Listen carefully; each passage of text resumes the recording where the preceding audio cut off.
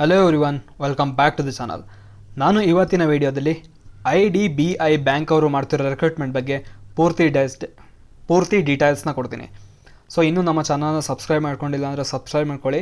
ಇದೇ ಥರ ಜಾಬ್ ನೋಟಿಫಿಕೇಷನ್ಗಳು ಮತ್ತು ಗವರ್ನಮೆಂಟ್ ಸ್ಕೀಮ್ಸ್ಗಳ ಬಗ್ಗೆ ತಿಳಿಸ್ಕೊಡ್ತಾ ಇರ್ತೀನಿ.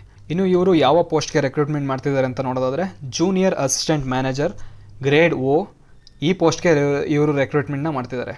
ಎಷ್ಟು ವ್ಯಾಕೆನ್ಸಿ ಇದೆ ಅಂತ ನೋಡೋದಾದರೆ 676 ವ್ಯಾಕೆನ್ಸಿ ಇದೆ. ಜನರಲ್ಗೆ 271, SCಗೆ 140, STಗೆ 74, OBCಗೆ 124, EWSಗೆ 67, PWDಗೆ VH 8, HH 7, OH 8, MDRID 8 ಪೋಸ್ಟ್ಗಳು ಖಾಲಿ ಇದೆ. ಇನ್ನು ಇಂಪಾರ್ಟೆಂಟ್ ಡೇಟ್ಗಳನ್ನ ನೋಡೋದಾದರೆ ನಿಮ್ಮದು ಏನಾದರೂ ಎಲಿಜಿಬಿಲಿಟಿ ಕ್ರೈಟೀರಿಯಾ, ಏಜ್ ಮತ್ತು ಎಜುಕೇಷನ್ ಕ್ವಾಲಿಫಿಕೇಷನ್ ಎಲ್ಲ May 1, 2025ಕ್ಕೆ ನೋಡ್ತಾರೆ. ಅಂದರೆ ನಿಮ್ಮ ಏಜ್ May 1, 2025ಕ್ಕೆ ನೋಡಿದಾಗ ಇವ್ರು ಹೇಳಿದ ಏಜ್ಗಿಂತ ಒಳಗೆ ಅಥವಾ ಮೇಲೆ ಇರಬೇಕಿರುತ್ತೆ. ಇನ್ನು ಅಡ್ವರ್ಟೈಸ್ಮೆಂಟ್ ಡೇಟ್ ಬಂದು May 7ಕ್ಕೆ ಬಿಟ್ಟಿದ್ದಾರೆ.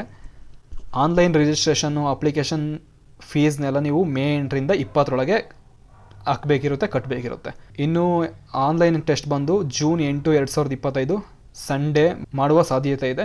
ಚೇಂಜ್ ಆದರೂ ಆಗ್ಬೋದು, ವೆಬ್ಸೈಟಲ್ಲಿ ತಿಳಿಸ್ಕೊಡ್ತಾರೆ. ಇನ್ನು ಏಜ್ ಎಷ್ಟು ಇರಬೇಕು ಅಂದರೆ 20 ಮೇಲಾಗಿರಬೇಕು, 25ರೊಳಗಿರಬೇಕು. ಅಂದರೆ ನಿಮ್ಮ ಡೇಟ್ ಆಫ್ ಬರ್ತ್ ಬಂದು May 2, 2000 ಮೇಲೆ May 1, 2005 ಒಳಗಿರಬೇಕು. ಆಗಿದ್ರೆ ನೀವು ಇದಕ್ಕೆ ಎಲಿಜಿಬಲ್ ಇರ್ತೀರಾ.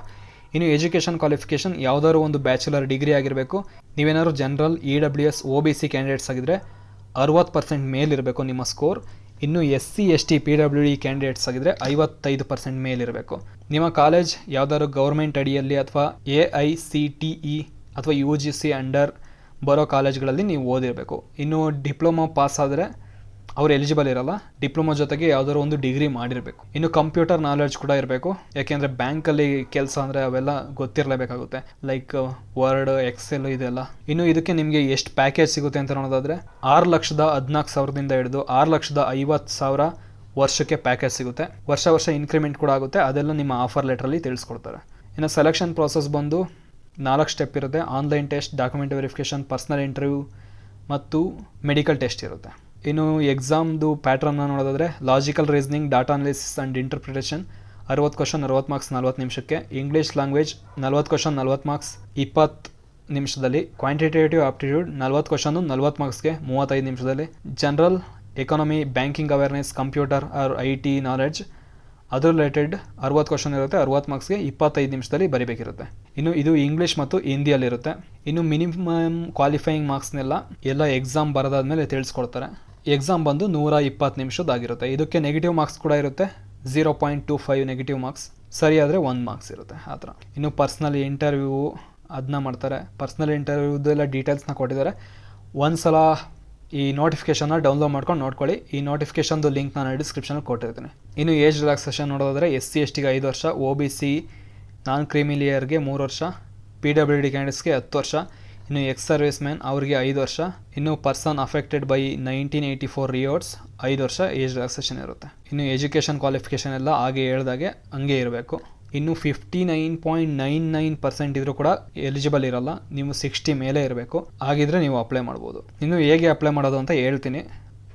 ಇದೇ ವಿಡಿಯೋ ಲಾಸ್ಟಲ್ಲಿ ಈ ಅಪ್ಲಿಕೇಶನ್ ಫಾರ್ಮ್ನ ಫಿಲ್ ಮಾಡಬೇಕಿರುತ್ತೆ, ಅದು ಹೇಳ್ತೀನಿ. ಇನ್ನು ಅಪ್ಲಿಕೇಶನ್ ಫೀಸ್ ಬಗ್ಗೆ ನೋಡೋದಾದರೆ SC ST PWD ಕ್ಯಾಂಡಿಡೇಟ್ಸ್ಗೆ 250 ರೂಪಾಯಿ ಅಪ್ಲಿಕೇಶನ್ ಫೀಸ್ ಇರುತ್ತೆ.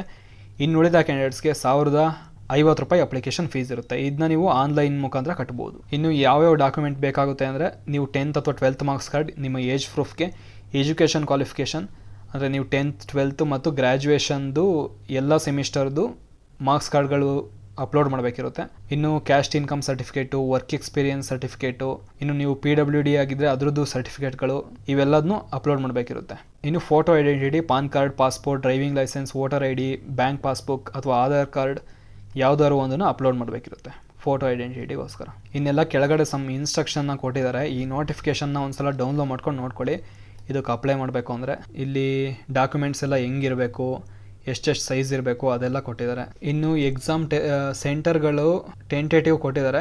ಕರ್ನಾಟಕದಲ್ಲಿ ಎಲ್ಲಿರುತ್ತೆ ಅಂದರೆ ಬೆಂಗಳೂರು, ಬೆಳಗಾಂ, ಧಾರವಾಡ ಅಥವಾ ಹುಬ್ಳಿ, ಗುಲ್ಬರ್ಗ, ಮ್ಯಾಂಗ್ಳೂರು, ಮೈಸೂರು, ಶಿವಮೊಗ್ಗ, ಉಡುಪಿ ಈ ಪ್ಲೇಸಸ್ಗಳಿಗೆ ಎಕ್ಸಾಮ್ ಸೆಂಟರ್ ಇರ್ಬೋದು. ಇನ್ನು ಅಪ್ಲಿಕೇಶನ್ ಹೇಗೆ ಹಾಕೋದು ಅಂತ ನೋಡಿದರೆ ಅವ್ರದ್ದು ವೆಬ್ಸೈಟ್ ಲಿಂಕ್ನ ಕೊಟ್ಟಿರ್ತೀನಿ. ಅಲ್ಲಿಗೆ ಬಂದ್ಬಿಟ್ಟು ಇಲ್ಲಿ recruitment of junior assistant manager grade ಅಂತ ಇದೆಯಲ್ಲ, ಇದ್ರ ಮೇಲೆ ಕ್ಲಿಕ್ ಮಾಡಬೇಕು. ಇಲ್ಲಿ ಡೀಟೈಲ್ಡ್ ಅಡ್ವರ್ಟೈಸ್ಮೆಂಟ್ ಅಂತ ಕೊಟ್ಟರೆ ಈಗ ನೋಟಿಫಿಕೇಶನ್ ತೋರಿಸಿದ್ನಲ್ಲ ಅದು ಬರುತ್ತೆ. ಇನ್ನು ಅಪ್ಲೈ ಆನ್ಲೈನ್ ಅಂತ ಹೊಡೆದ್ರೆ ಅಪ್ಲಿಕೇಶನ್ ಓಪನ್ ಆಗುತ್ತೆ. ಇಲ್ಲಿ ನೀವು ಅಪ್ಲಿಕೇಶನ್ ಹಾಕಬೇಕಿರುತ್ತೆ. ಇಲ್ಲಿ ಅಪ್ಲಿಕೇಶನ್ ಬಂದು 8ರಿಂದ ಶುರುವಾಗಿದೆ, 20ರೊಳಗೆ ಅಪ್ಲಿಕೇಶನ್ ಹಾಕಬೇಕಿರುತ್ತೆ. ಇನ್ನು ಅಪ್ಲಿಕೇಶನ್ದು ಪ್ರಿಂಟ್ಔಟ್ ಕೂಡ ಬೇಕು, ತಗೊಂಡಿರಿ. ಹೇಗೆ ಅಪ್ಲಿಕೇಶನ್ ಹಾಕೋದು ಅಂದರೆ ಇಲ್ಲಿ ಫಸ್ಟು ಆನ್ಲೈನ್ ರಿಜಿಸ್ಟ್ರೇಷನ್ ಆಗಬೇಕು. ಇಲ್ಲಿ ನಿಮ್ಮದು ಫಸ್ಟ್ ನೇಮ್, ಲಾಸ್ಟ್ ನೇಮ್ ಮತ್ತು ಮೊಬೈಲ್ ನಂಬರು, ಇಮೇಲ್ ID ಅದನ್ನೆಲ್ಲ ಕೊಟ್ಬಿಟ್ಟು ಆ ಅಕೌಂಟ್ನ ಕ್ರಿಯೇಟ್ ಮಾಡಬೇಕಿರುತ್ತೆ. ಅದಾದಮೇಲೆ ನಿಮ್ಮದು ಫೋಟೋ ಸಿಗ್ನೇಚರ್ ಅಪ್ಲೋಡ್ ಮಾಡಬೇಕು, ನಿಮ್ಮದು ಎಜುಕೇಷನ್ ಡೀಟೇಲ್ಸ್ ಅದನ್ನೆಲ್ಲ ಕೇಳುತ್ತೆ. ಅದಾದಮೇಲೆ ಲಾಸ್ಟಿಗೆ ಪೇಮೆಂಟ್ ಇರುತ್ತೆ. ಆ ಪೇಮೆಂಟ್ ಎಲ್ಲ ಕಟ್ಟಿದರೆ ನೀವು ಅಪ್ಲಿಕೇಶನ್ ಹಾಕ್ದಂಗೆ. ಸೊ ಯಾರೆಲ್ಲ ಬ್ಯಾಂಕಲ್ಲಿ ವರ್ಕ್ ಮಾಡಬೇಕು ಅಂತ ಇಷ್ಟ ಇದ್ದರೆ ಅವರು ಅಪ್ಲೈ ಮಾಡಿ. ಒಳ್ಳೆ ವ್ಯಾಕೆನ್ಸಿನೇ ಇದೆ, 676 ವ್ಯಾಕೆನ್ಸಿ ಇದೆ. ಹಾಗೆ ನಿಮ್ಮ ಫ್ರೆಂಡ್ಸ್ ಮತ್ತು ಫ್ಯಾಮಿಲಿಗೂ ಶೇರ್ ಮಾಡಿ, ಅವರು ಕೂಡ ಅಪ್ಲೈ ಮಾಡಲಿ. Thank you, all the best.